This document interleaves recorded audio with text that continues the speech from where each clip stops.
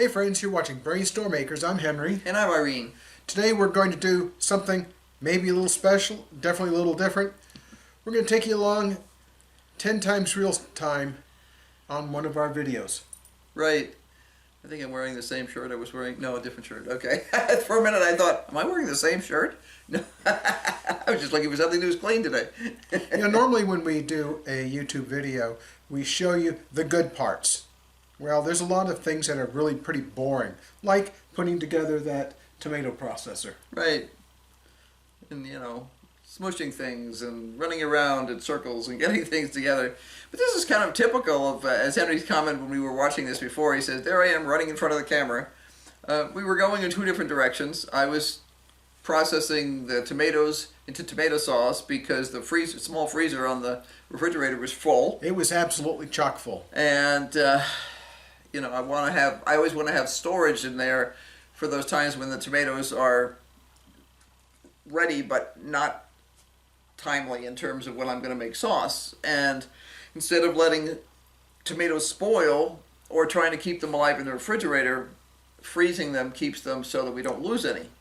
And then when I get 5-6 bags of tomatoes plus whatever I've got sitting on the counter, I can process a larger batch. Now, these batches are not huge by many people's standards, and not actually by our standards either. Production has been slow this year, but we're getting a steady stream now, so, would I rather can all day? Not really. I'd really rather get it done. Now, the problem is it makes a big mess, so you have to accept the fact that, you'll have a messy kitchen. That's okay. I can make a mess and clean a kitchen 10 times in one day, and it's not a problem. Now what we'll do with tomatoes is we will put them into bags and put them in the freezer until the freezer is full. And this is our kitchen freezer, which is the top of our refrigerator. It only holds a certain amount. Now what happened here is I got up early in the morning and took the tomatoes out of the freezer and put them in the bag in a pot of cold water so they'd start defrosting so they'd be ready to be processed. Right. And, I had a good harvest from the garden too, which we knew we were going to have because I've been watching things. So that meant I used all the stuff from the freezer, plus I also stopped after I go through the freezer and that stuff's already cooking on the stove. It's one of the things I do like about the frozen stuff is once it's defrosted, you can easily, quickly produce some that goes into the goes into the pot, and there's enough liquid there that you don't have to be stirring and standing there all the time for concern that you'll burn the sauce. Boy, you're a busy chipmunk. I am. I'm just zinging away there. It's pretty impressive. I didn't realize I could be quite that energetic. But she'd be proud of me not looking at the camera too often. I would just glance over once in a while just to make sure it hadn't quit. But what we've done here is I've not cut anything out of the video. There's pieces that Irene didn't shoot because it was boring, really boring. And the battery quit a couple of times. I wasn't in the room. I mean, you don't need to watch the kettle boil, so to speak. So it was mostly me actually doing this, and then after I got done with the cut tomatoes, I think I did something else too. I forget what it was actually, but yeah. And I should emphasize that one of the important things of having any of these processing equipment is you need to rinse and soak them immediately after you use them, because tomato sauce when dried will just make one blessed mess. Boy, that was a little bit of a whipsaw there. Right. Well, I expected that you'd be cutting this and doing fancy things with it rather than just running it through.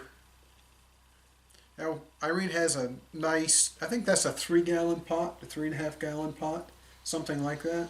Something like that. We have a selection of pots that go from small all the way up to what I would call cannibal size. Well, you can stick a small person in there. We have a 15-gallon pot that we don't have in the house right now, but we could use that. Yeah.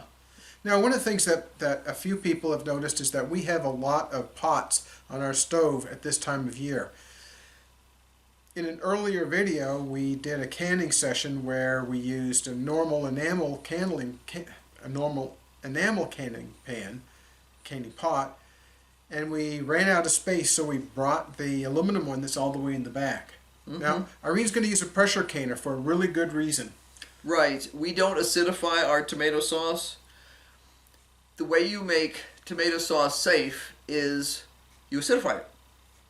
And we'll do a specific video. We've been talking about this. It's obvious from a bunch of the videos that we've seen on YouTube that people do not understand why the rules are what the rules are. And now you went through an FDA certification. I did. I had the Better Process School from the FDA that teaches you how to keep people safe, basically.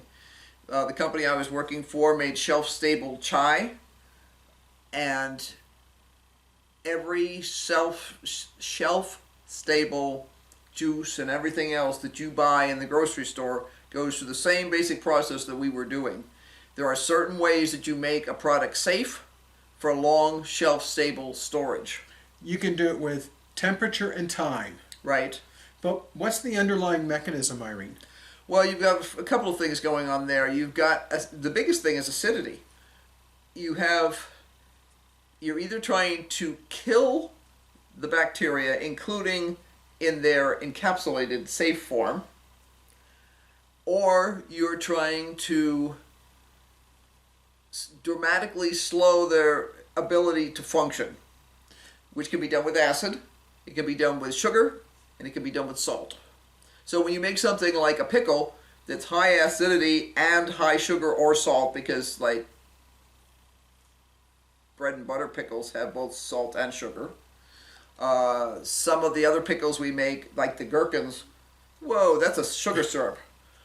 So in that case, you're relying not just on the vinegar, you're also relying on the cooking time, and you're relying on all these things work together to create a safe environment for us and a no-go environment for the critters that make the pathogens that make people sick. Well, the one to really be concerned about is botulinum.